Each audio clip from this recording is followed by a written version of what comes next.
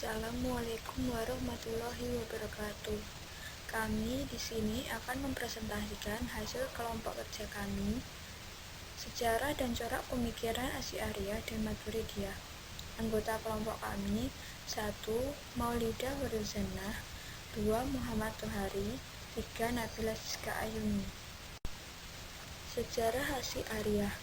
Asy'ariyah adalah satu firqah yang dinisbatkan kepada pemahaman Abul Hasan al-Asy'ari rahimahullah. Nama asli beliau adalah Ali bin Ismail bin Abi Bishr Ishaq bin Salim bin Ismail bin Abdullah bin Musa bin Bilal bin Burdah bin Musa al-Asy'ari, lebih dikenal dengan Abu al-Hasan al-Asy'ari. Dilahirkan pada tahun 260 Hijriah atau 875 Masehi pada akhir masa Daulah Abbasiyah yang waktu itu berkembang pesat berbagai aliran ilmu kalam seperti Al-Jahmiyah, Al-Qadariyah, Al-Khawarij, Al-Karamiyah, Ar-Rafidah, Al-Mu'tazilah, Al-Karamitah, dan lain sebagainya. Sejak kecil Abul Hasan telah yatim. Kemudian ibunya menikah dengan seorang tokoh Mu'tazilah bernama Abu Ali al-Jubai. Beliau, yaitu Abul Hasan, seorang yang cerdas, hafal Al-Quran pada usia belasan tahun dan banyak pula belajar hadis. Pada akhirnya beliau berjumpa dengan ulama salaf bernama Al-Barbahari, wafat 329 Hijriah. Inilah yang akhirnya merubah jalan hidupnya sampai beliau wafat pada tahun 324 Hijriah atau 939 Masehi dalam usia 64 tahun. Abu al-Hasan al-Asy'ari dan Mu'tazilah. Pada mulanya, selama hampir 40 tahun, beliau menjadi penganut Mu'tazilah yang setia mengikuti gurunya, seorang tokoh Mu'tazilah yang juga ayah tirinya. Namun, dengan hidayah Allah, setelah beliau banyak merenungkan ayat-ayat Al-Quran dan hadis-hadis Rasulullah, beliau mulai meragukan terhadap ajaran Mu'tazilah. Apalagi setelah dialog yang terkenal dengan pertanyaan-pertanyaan yang tidak dapat dijawab oleh Abu Ali al-Jubai, dan setelah mimpi beliau bertemu dengan Rasulullah, beliau secara tegas keluar dari Mu'tazilah. Pada akhirnya, setelah banyak berdialog dengan seorang bernama Al-Barbahari yang wafat 329 Hijriah, Abul Hasan al-Asy'ari menyadari kekeliruannya dalam pemahaman akidah, terutama dalam menetapkan sifat-sifat Allah dan hal lain tentang ghaibiyah. 4 tahun sebelum beliau wafat, beliau mulai menulis buku Al-Ibana fi Usul al-Dinayah, merupakan buku terakhir beliau sebagai pernyataan kembali kepada paham Islam sesuai dengan tuntunan salaf. Namun buku ini tidak sempat terbahas secara luas di kalangan umat Islam yang telah terpengaruh oleh pemikiran beliau sebelumnya. Definisi Asy'ariyah. Asy'ariyah adalah aliran kalam yang dinisbatkan kepada Abu Mansur al-Maturidi yang berpijak kepada Abu al-Hasan yang berdasarkan pengakuan secara teoritis, pertama berdasarkan nakli dan wahyu yang terdiri dari Al-Quran dan Al-Hadis al-Mutawatir, dan kedua berdasarkan akal. Tujuan dari gerakan Asy'ariyah sama dengan aliran Maturidiyah adalah sebagai reaksi terhadap aliran Mu'tazilah yang dianggap tidak sesuai dengan kaidah yang benar menurut akal dan syara.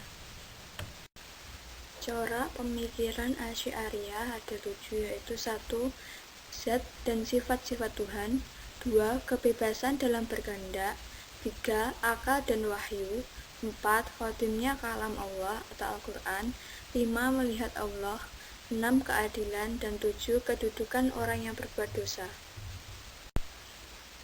1. Zat dan sifat-sifat Tuhan.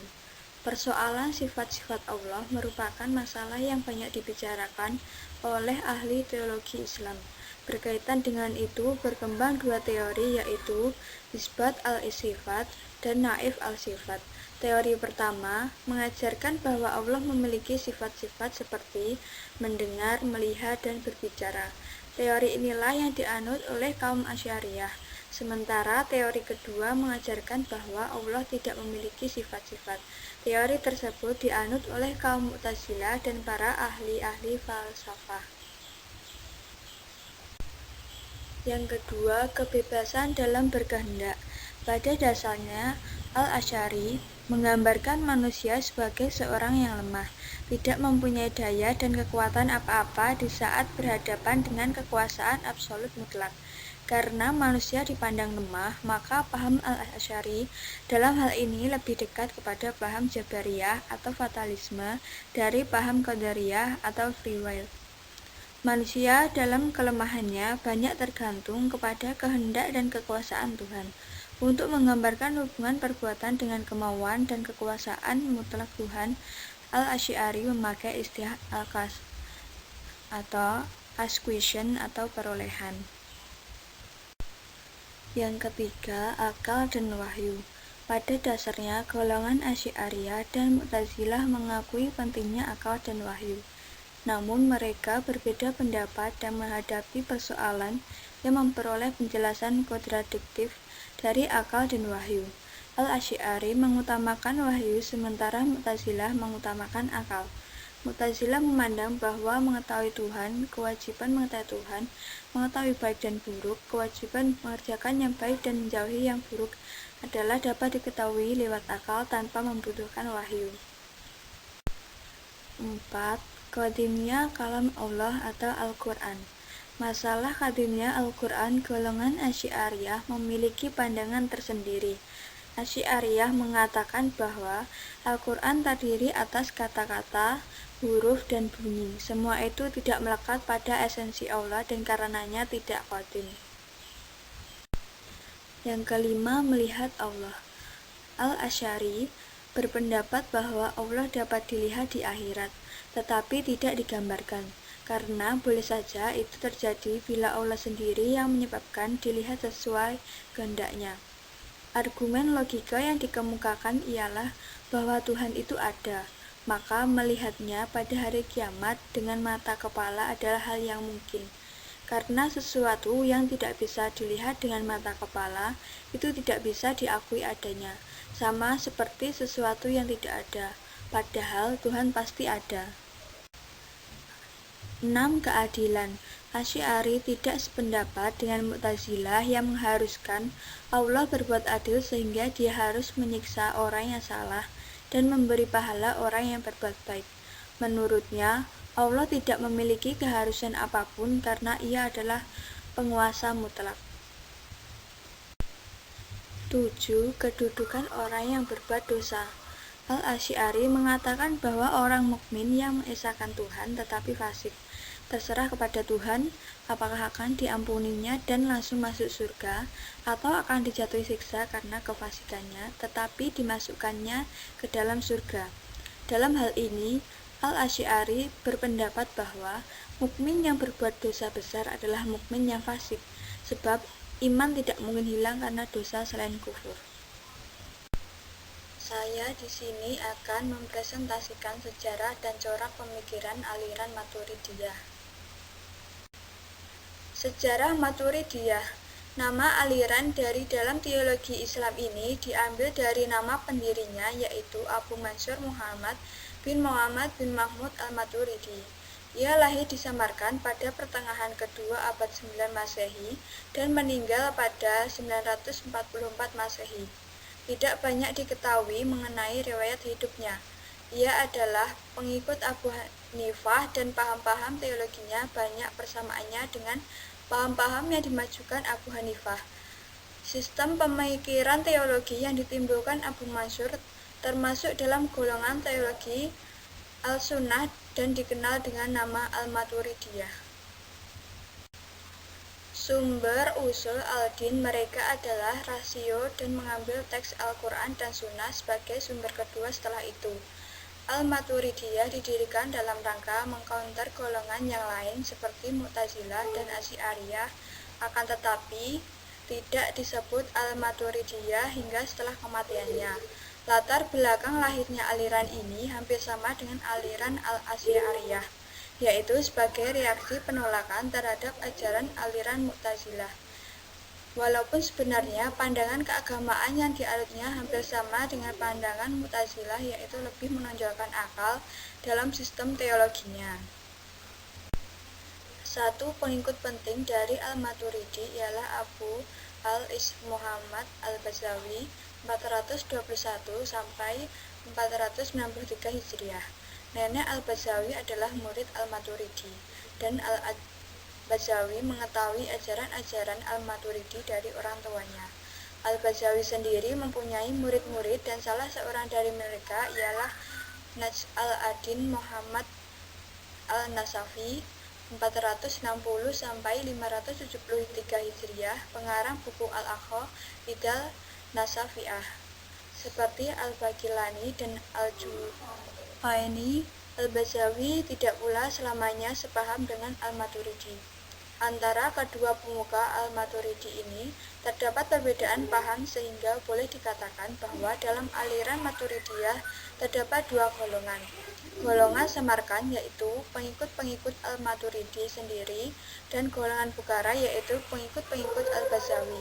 Kalau golongan Samarkan mempunyai paham-paham yang lebih dekat dengan paham Mu'tazilah, golongan Bukhara mempunyai pendapat-pendapat lebih dekat kepada pendapat-pendapat Al-Asy'ariyah.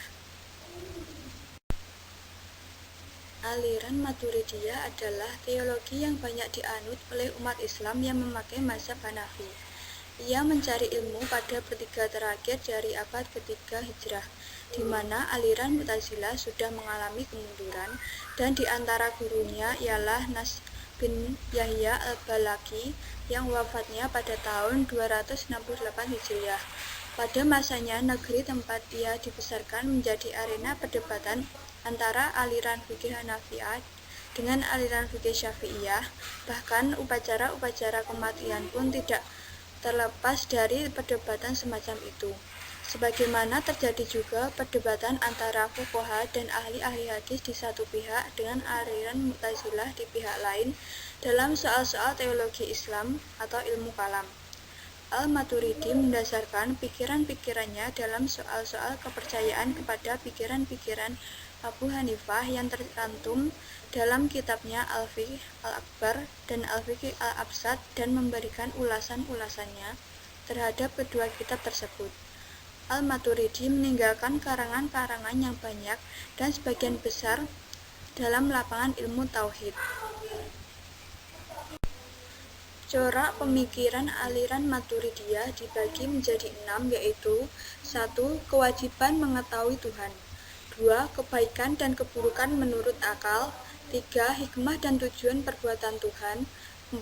Sifat-sifat Allah, 5. Melihat Allah SWT, 6. Pelaku dosa besar. Yang pertama yaitu kewajiban mengetahui Tuhan. Menurut Al-Maturidi, akal bisa mengetahui kewajiban untuk mengetahui Tuhan, seperti yang diperintahkan oleh Tuhan dalam ayat-ayat Al-Quran untuk menyelidiki atau memperkaitkan alam, langit, dan bumi. Akan tetapi, meskipun akal semata-mata sanggup mengetahui Tuhan, namun ia tidak sanggup mengetahui sendirinya hukum-hukum taklifi atau perintah-perintah Tuhan, dan pendapat terakhir ini berasal dari Abu Hanifah.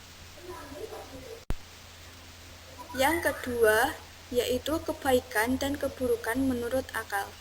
Al-Maturidi atau juga golongan Maturidiyah mengakui adanya keburukan objektif yang terdapat pada suatu perbuatan itu sendiri, dan akal bisa mengetahui kebaikan dan keburukan sebagian sesuatu perbuatan, seolah-olah mereka menjadi sesuatu atau perbuatan-perbuatan kepada tiga bagian, yaitu sebagian yang tidak dapat diketahui kebaikannya dengan akal semata-mata, sebagian yang tidak dapat diketahui keburukannya dengan akal semata-mata, dan sebagian lagi yang tidak jelas kebaikan dan keburukannya bagi akal. Kebaikan dan keburukan bagian terakhir ini hanya bisa diketahui dengan melalui syara'.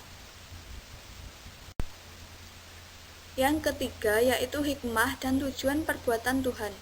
Menurut Al-Maturidi, memang benar perbuatan Tuhan mengandung kebijaksanaan atau hikmah, baik dalam ciptaan-ciptaannya maupun dalam perintah dan larangan-larangannya. Tetapi perbuatan Tuhan tersebut tidak karena paksaan. Karena itu tidak bisa dikatakan wajib, karena kewajiban itu mengandung suatu perlawanan dari iradahnya. Yang keempat yaitu sifat-sifat Allah. Al-Maturidi kemudian muncul dan menetapkan sifat-sifat itu bagi Allah. Tetapi ia mengatakan bahwa sifat-sifat itu bukanlah sesuatu di luar zatnya, bukan pula sifat-sifat yang berdiri pada zatnya dan tidak pula terpisah dari zatnya. Sifat-sifat tersebut tidak mempunyai eksistensi yang mandiri dari zat, sehingga tidak dapat dikatakan bahwa banyaknya sifat-sifat itu akan membawa kepada banyaknya yang qadim atau kekal. Yang kelima yaitu melihat Allah SWT. Al-Maturidi yang menetapkan bahwa Allah dapat dilihat pada hari kiamat menegaskan bahwa hal itu merupakan salah satu keadaan khusus hari kiamat. Sedangkan keadaan itu hanya Allah yang mengetahui bagaimana bentuk dan sifatnya. Kita tak mengetahui tentang hari kiamat kecuali melalui berbagai ungkapan dan pernyataan yang menetapkannya, tanpa mengetahui bagaimana keadaan yang sebenarnya. Yang terakhir yaitu pelaku dosa besar. Sesungguhnya orang mukmin tidak akan kekal di neraka. Ini telah disepakati oleh para ulama. Akan tetapi mereka berbeda pendapat mengenai siapa orang mukmin yang tidak akan kekal di neraka itu. Khawarij menganggap orang yang mengerjakan dosa besar dan dosa kecil sebagai orang kafir. Dalam pandangan mereka, ia tidak diakui sebagai seorang muslim maupun mukmin. Mu'tazilah mengatakan bahwa pelaku dosa besar tidak diakui sebagai orang mukmin, sekalipun ia masih diakui sebagai seorang muslim. Hanya saja ia akan kekal dalam neraka selama ia belum bertaubat dengan taubat yang sebenarnya, dan siksaannya lebih ringan dibandingkan dengan siksa orang yang tidak beriman kepada Allah dan Rasul-Nya.